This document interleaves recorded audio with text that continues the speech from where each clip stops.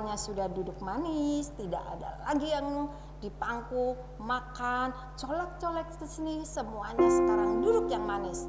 Ya, papa mama juga ikut duduk yang manis. Dan sekarang kakak Viola mau berdoa. Adik-adik, mari kita berdoa. Tuhan Yesus, kami undang hadirat Roh Kudus dalam hati kami. Dan Tuhan berkati kakak-kakak sekolah minggu yang akan memimpin ibadah sekolah minggu hari ini. Berkati adik-adik dan teman-teman yang beribadah online di rumah agar bisa beribadah dengan sungguh-sungguh. Terima kasih Tuhan Yesus, haleluya, amin. Tepuk tangan buat Tuhan Yesus. Ayo semuanya bangkit berdiri. Hari ini kita mau bersuka cita untuk Tuhan Yesus. Karena Tuhan Yesus sangat baik ya Kak Viola ya. Iya. Iya, semuanya bangkit berdiri. Mama papa juga boleh bangkit berdiri. Ya.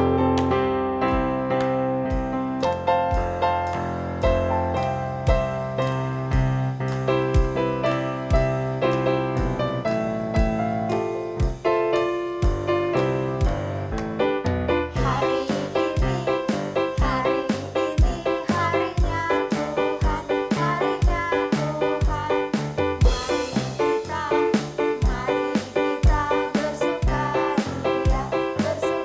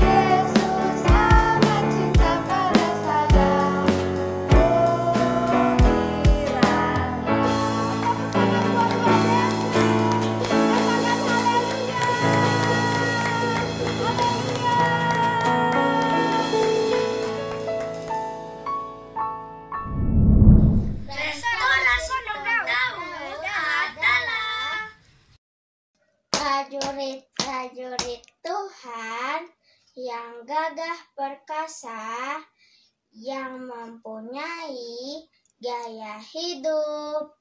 Doa, pujian, penyembahan bersama-sama dalam unity siang dan malam dan melakukan kehendak Bapa pada zaman ini. Amin. Teman-teman, mari buka Alkitab Mazmur 91 dalam lindungan Allah.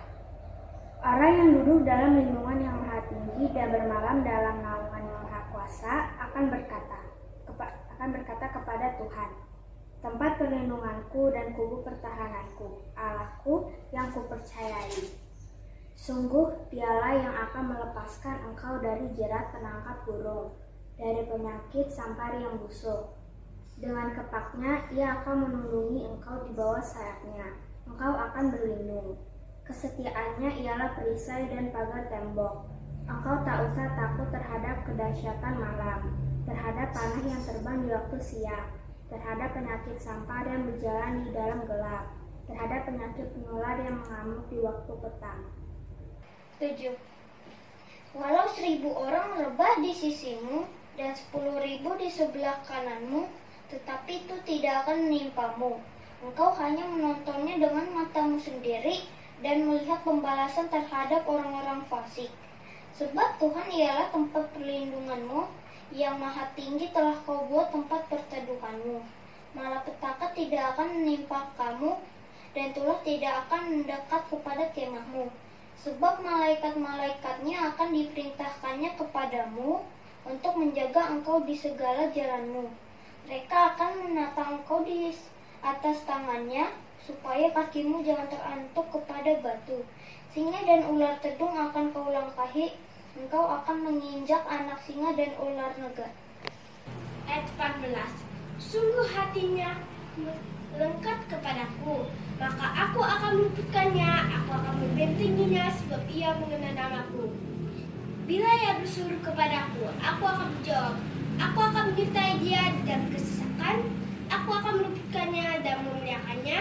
Dengan bajak umur akan kubenarkan dia, dan akan kuperlihatkan kepadanya keselamatan daripadaku. Amin. Pentakosta ketiga adalah 1. Pencurahan Roh Kudus yang dahsyat di zaman ini. 2. Penranjian terbesar dan terakhir sebelum Tuhan Yesus datang kembali.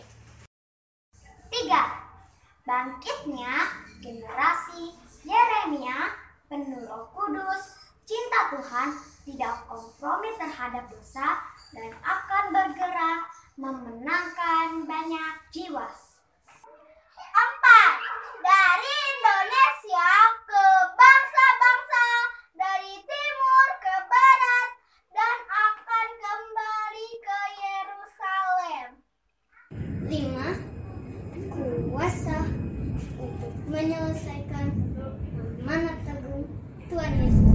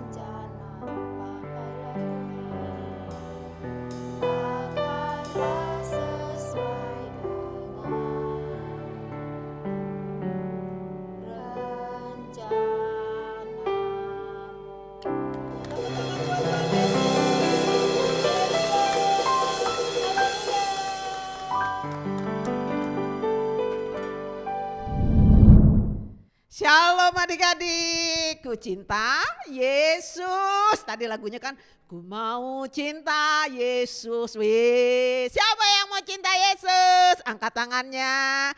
Hebat ya, kita harus mencintai siapa? Tuhan Yesus. Nah adik-adik, sebelum kita dengar firman Tuhan, duduk yang manis dulu, jangan goyang-goyang lagi, ganggu-ganggu, karena kita akan dengar firman Tuhan. Tapi sebelumnya kita berdoa dulu ya. Lipat tangannya di dada dan kita akan berdoa. Ikuti ya doa yang Kak Ita bilang. Tuhan Yesus, saya telah memuji Tuhan, menyembah Tuhan. Saat ini saya mau dengar firman Tuhan. Buka hati saya, pikiran saya, kuping saya untuk sungguh-sungguh mendengar firman Tuhan. Roh Kudus masuk dalam hati saya, tinggal dalam hati saya untuk saya boleh mengerti firman Tuhan.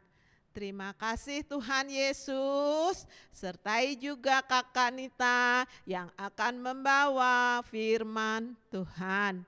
Terima kasih Tuhan Yesus, dalam nama Yesus saya siap dengar firman Tuhan. Yang siap dengar firman Tuhan katakan amin. Tepuk tangan dulu untuk Tuhan Yesus.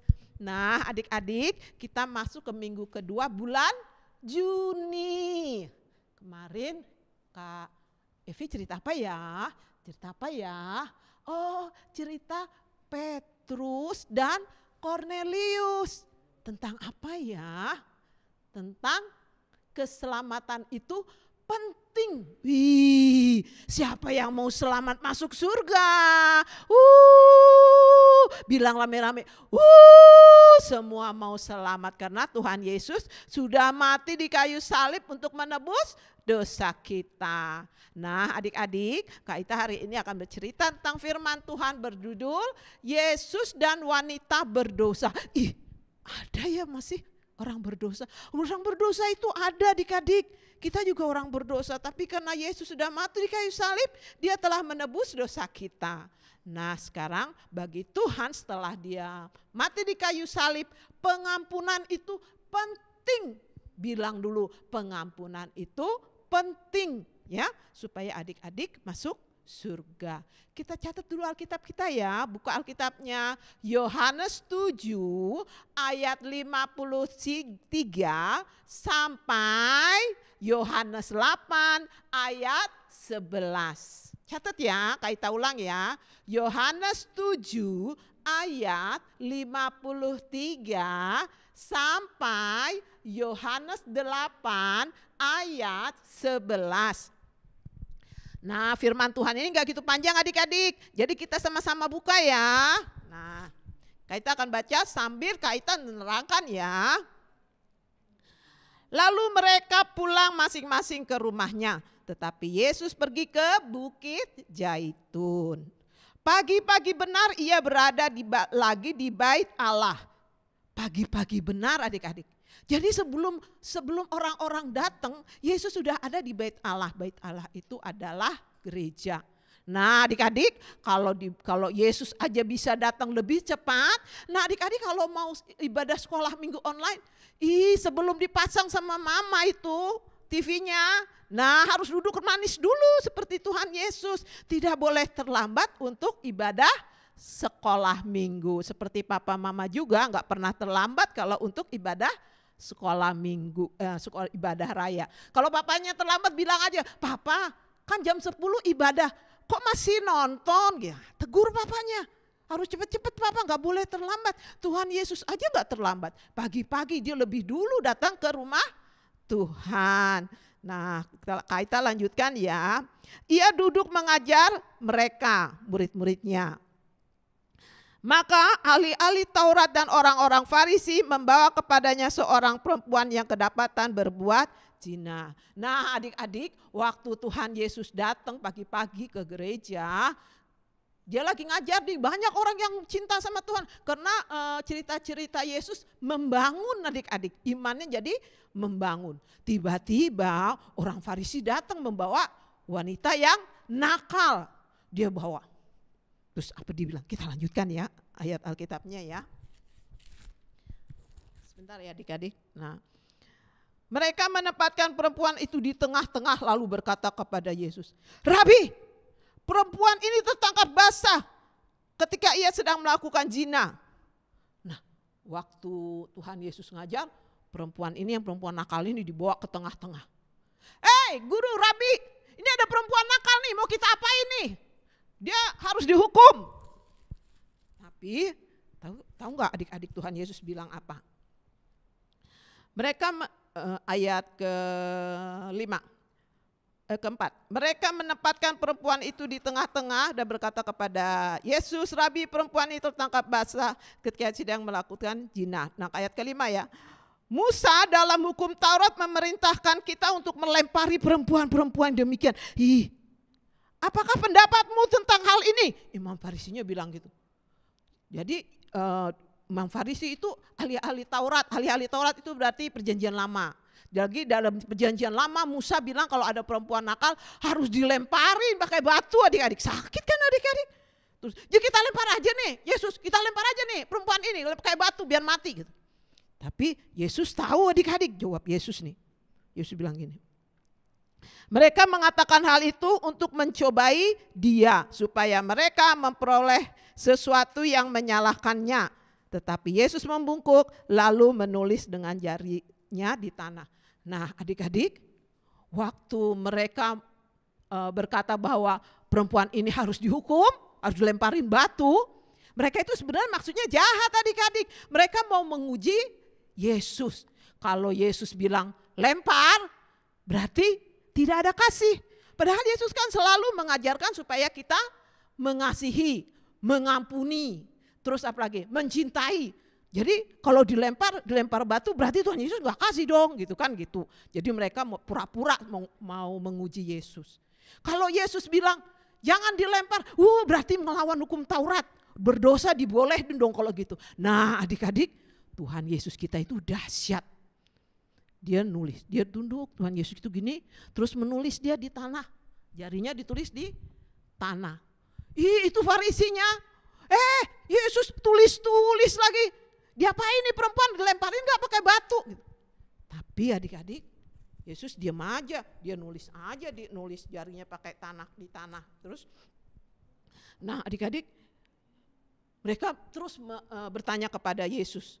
Lalu berkata kepada terus akhirnya Yesus karena mereka tanya-tanya terus, Yesus berdiri. Terus Yesus bilang begini sama orang-orang Farisi, ahli-ahli Taurat. Mereka itu tahu tentang kitab perjanjian lama. Kitab ini ada perjanjian lama, ada perjanjian baru adik-adik. Jadi mereka ahli dalam perjanjian lama. Yesus berdiri. Waktu Yesus diri setelah menulis di tanah, dia bilang gini, barang siapa di antara kamu yang tidak berdosa, hendaklah ia yang pertama melemparkan batu kepada perempuan itu. Keren gak? Yesus gak bilang lempar, Yesus juga gak bilang tidak dilempar. Tapi dengan kasih Tuhan Yesus bilang barang siapa yang tidak berdosa, dia yang pertama melempar batu kepada perempuan nakal itu. Semua langsung bilang, saya tadi dari rumah udah mukul istri saya. Terus yang satu, saya tadi dari rumah tidak berdoa dulu. Saya juga tadi marah-marah.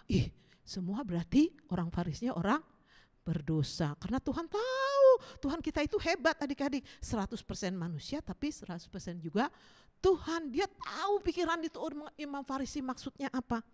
Terus si Yesus bilang, udah dibilang Yesus yang lempar batu pertama adalah orang berdosa. Akhirnya mereka malu sendiri. Kita terusin ya baca Alkitabnya. Lalu nih ayat ke-8. Lalu ia membungkuk pula dan menulis di tanah. Tetapi ayat 9, setelah mereka mendengar perkataan itu, pergilah mereka seorang demi seorang, mulai dari yang tertua. Akhirnya tinggallah Yesus seorang diri dan perempuan itu yang tetap di tempatnya. Karena mereka merasa orang berdosa, gak berani melempar batu kepada perempuan yang nakal itu. Terus mereka perginya juga sambil marah-marah. Kita gak bisa hukum Yesus, kita tidak bisa cari kesalahan Yesus. Karena pada waktu itu belum waktunya adik-adik Tuhan Yesus disalibkan. Terus mereka pergi. Mulai dari yang tertua maksudnya yang paling jago dari perjanjian lama, Imam Farisi yang paling hebat, yang paling disegani. Terus dia pergi. Terus yang lain karena dia pergi semua ikut-ikut pergi adik-adik. Jadi tinggal siapa di situ? Tinggal Yesus dan perempuan nakal yang harusnya dilemparin batu. Terus setelah itu kan Yesus, waktu mereka ngomong gitu, Yesus duduk lagi di tanah, tulis-tulis lagi di tanah. Terus setelah mereka pergi, Yesus berdiri. Yesus bilang gini, lalu Yesus bangkit berdiri dan berbicara kepadanya, "Hai perempuan, di manakah mereka? Tidak adakah seorang yang menghukum engkau?" Terus setelah itu Yesus diri adik-adik. Terus dia cari, loh mana itu imam-imam Farisi yang tadinya katanya mau lempar-lempar batu sama perempuan yang tadi teriak-teriak itu. Pada kemana itu? Bu, kemana semua itu imam Farisi? Ibu-ibunya bilang gini, mereka sudah pergi semua meninggalkan kita, kata perempuan itu. Tinggal saya dengan Yesus yang di sini. Terus Yesus berdiri. Jawab Yesus, baik banget Yesus baik. Dia bilang gini, jawab Yesus, tidak ada Tuhan, ini kata ibu-ibu itu. Lalu kata Yesus, aku pun tidak menghukum engkau. Pergilah dan jangan berbuat dosa lagi mulai dari sekarang. Nah adik-adik, Tuhan bilang gini, pada waktu perempuan itu lihat orang-orang gak ada, Yesus juga nanya perempuan, Bu, kemana orang Farisinya? Udah pergi semua. Mereka gak ada yang hukum aku, gak ada yang lempar-lempar batu ke aku. Terus Yesus bilang gini, pergilah, aku juga tidak akan menghukum engkau. Tetapi jauhi dosa, gak boleh berdosa lagi adik. Jadi kalau sudah mengampuni, jangan dosanya diulang adik-adik. Tadi misalnya mencuri lagi. Udah mencuri, ampun Tuhan Yesus, ampun tadi aku mencuri. Besok mencuri lagi ambil uang. Itu gak boleh, tidak seperti wanita nakal itu. Nah tadinya bilang gitu, tadi udah belajar gak? Ini besok ujian, belajar katanya. Udah mama. Taunya waktu ditanya lagi, udah belajar gak? Udah mama. Terus nilainya jelek deh. Terus minta ampun sama Tuhan. Tuhan saya gak belajar tadi, nilaiku jelek. Terus besoknya gak belajar lagi. Itu namanya dosa yang tidak diampuni, gak mau mengampuni. Itu seperti wanita tadi tidak mau belajar dari kesalahan. Tapi kalau adik-adik mengaku dosa, mengampuni, Tuhan Yesus akan mengampuni juga. Bahkan dia tidak menghukum. Kalau mereka orang adik-adik sudah mengaku dosa, Tuhan tidak akan menghukum. Karena dia mati di kayu salib supaya kita selamat, supaya kita tidak mendapat hukuman, supaya kita tidak masuk neraka. Karena Yesus sangat mengasihi adik-adik, mengasihi kita, mengasihi papa mama supaya masuk surga, memperoleh keselamatan. Nah adik-adik, kita akan belajar ya firman Tuhan bahwa kita harus mengampuni. Ya, karena kalau kita mengampuni orang yang bersalah kepada kita, Tuhan Yesus juga akan mengampuni kita. Tepuk tangan dulu untuk Tuhan Yesus. Nah, sebelum kita tutup firman Tuhan, kita baca dulu ya ayat Alkitab hari ini ya. Kita buka Alkitab kita 1 Korintus 10 ayat 23. Kita ulang ya. 1 Korintus 10 ayat 23. Segala sesuatu diperbolehkan. Nah, adik-adik, Tuhan bilang apapun yang adik lakukan, Tuhan bilang boleh, benar. Tetapi bukan segala sesuatu berguna. Jadi apapun yang adik lakukan boleh. Tetapi itu belum tentu berguna adik-adik. Misalnya nih, udah dibilang jangan keluar karena mau hujan. Jangan lari-lari. Tapi adik-adik tetap aja main hujan. Itu namanya tidak berguna. Meskipun Tuhan bilang segala sesuatu boleh. Nonton, hari ini mau ibadah nih sekolah minggu. Nonton YouTube, terus main Google, main ke tetangga, lari-lari semua. Tuhan gak larang adik-adik.